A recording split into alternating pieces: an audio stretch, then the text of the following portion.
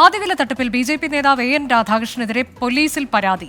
N Radhakrishnan പണം വാങ്ങി കബളിപ്പിച്ചെന്നാരോപിച്ച് ആലുവ എടത്തല സ്വദേശിയാണ് പരാതി നൽകിയത്. വിഷ്ണു സുരേഷ് വിവരങ്ങളുമായി. വിഷ്ണു, ഈ പരാതിയിൽ പറയുന്നത് എന്താണ്? പാതിവിലയ്ക്ക് സ്കൂട്ടർ നൽകാമെന്ന് പറഞ്ഞ് എൻ രാധാകൃഷ്ണനും അദ്ദേഹം റെപ്രസെന്റ് ചെയ്യുന്ന സയൻസ് സൊസൈറ്റിയും കബളിപ്പിച്ചു എന്നാണ് പരാതി. എടത്തല സ്വദേശിയായ ഗീതയാണ് പരാതി നൽകിയിരിക്കുന്നത്.